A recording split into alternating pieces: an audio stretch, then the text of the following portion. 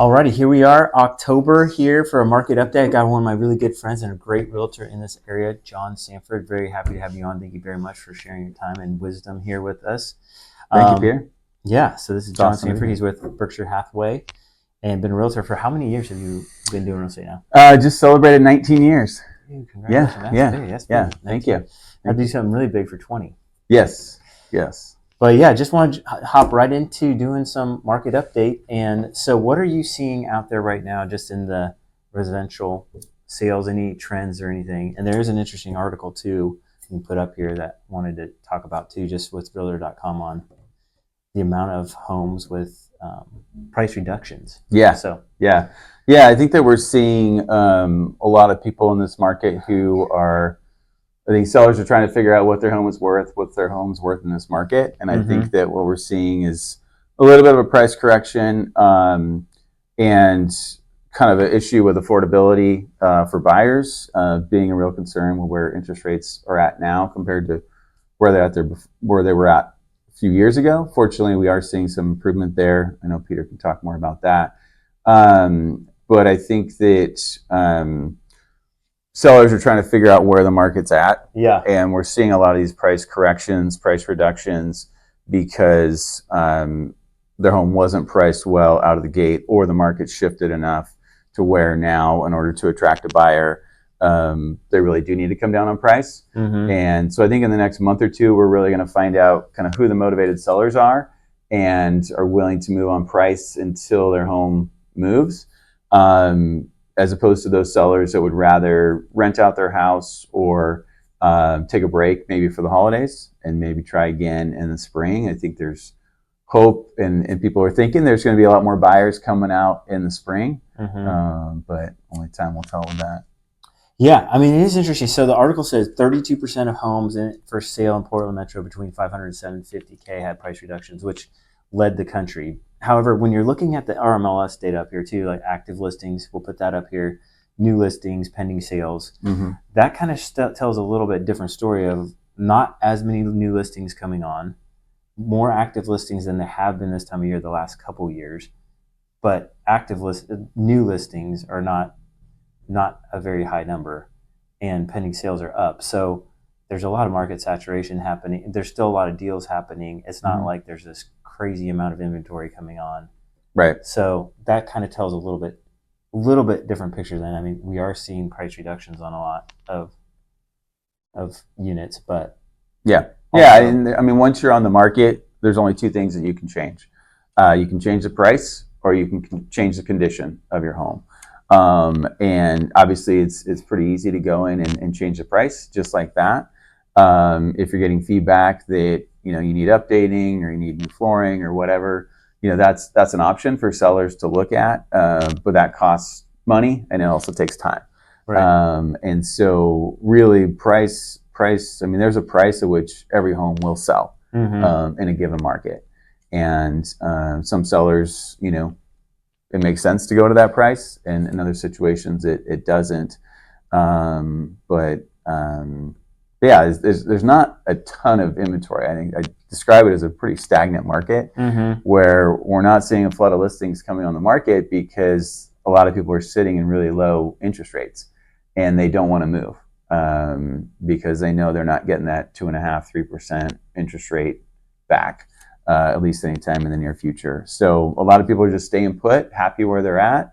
And, I always work around my clients' goals and what their situation is and what they're looking to do. And a lot of times that's the best fit right now is just stay and take advantage of that low interest rate. Yeah. For some people, life is happening and it's like, hey, we need to sell. Yeah. And, moving on in different stages. And I think that's where we're seeing just kind of a difference between the urgency of some sellers in this market as opposed to what that urgency level is really like for buyers, which is pretty, is on the lower end right now. I think buyers oftentimes act out of fear. So in early 2022, after we saw rates had already gone up, but there was fear that rates were going up more. And so a lot of buyers came into the market because they wanted to get that interest rate before it went any higher. And now we're at the other end of that rate range where we're looking at buyers are being told that rates are coming down. Mm-hmm. And so a lot of buyers, I think, are waiting, hoping that those rates are going to go down. But really, there's an opportunity there for buyers to jump kind of sooner than later if they qualify, because they can take advantage right now of less competition. Mm-hmm. And then great, if rates go down next year, great, refinance, and Peter will help you out and take care of those, or take advantage of those lower rates. Yeah. Realtor.com put out another article last year, I think, of the best time for buyers price-wise to try to get into home. And Oregon, I believe, was end of October, early November. And same with Seattle area, very, very similar to that, end of October. So this is kind of that window as speaking to opportunities for buyers. I love it. Active listings are up. And so you have some more inventory and options than you've had in the past. And also moving right into the rate update is good. And we've seen some improvement in rates. So they're close to the 3-year lows right now. You can see this chart here from on 30-year fixed mortgages here. We'll put it up behind us. But can I ask you a quick question on that? Are you seeing any ARM products that are offering some better rates right now? Not really. I wouldn't be surprised if we start to see that and the yield curve becomes more normalized here. But right now we're not seeing a lot of ARM rates better than 30-year fixed. But yeah, we have seen 30-year fixed near 3-year lows, and the Fed has announced they're probably going to be ending their quantitative tightening monetary policy here in the next, fairly near future. Maybe that's beginning next year. I'm not sure exactly when that would be, but that would be nice because that's been a headwind rates have faced since 2022. And so if they stop quantitative tightening, that could help, as well as they're expected to lower their Fed funds rate, which can also potentially improve rates here too. So some good things. Rates are at a good spot right now. Who knows? A government shutdown, they have typically gone down during a government shutdown, but not sure. There's a lot of reports that have been suppressed too. So we'll get an inflationary report on Friday that could move markets here too. So it is a good time, as you were saying too, for people that have bought at a higher interest rate market. Right now, there is some refinance opportunities we're seeing again, it's just kind of nice. It has not been a refinance market for a while, so that's kind of refreshing on our side. But that's the market update. What are you? Fall is actually, I just kind of reminded of how much I love the fall in this area. It's just so pretty every time I'm going to work. The fall colors, I keep pointing it out to my boys. They're kind of like, probably like, Dad, we see the leaves. So, but I just have had a really appreciation for fall. It's been the trees right now are just gorgeous, and when the sun's out, it's been really. And sports beautiful. In the Northwest have been crushing right now. I mean, the Mariners have made that fun run. That was so cool. That was so cool. And then big win for the Timbers. Timbers, big win last night. So moving on, got through the wild card round, and they got San Diego up next. So it was great to see them get a win. Yeah. Well, good stuff. Anything else you like to do this season, fall season? Gosh, I love the pumpkins. Did a oat milk pumpkin spice latte for the first time the other day. Got to do that. And so hopefully do a few more of those. It's just a great. I don't know. It seems like there's a lot.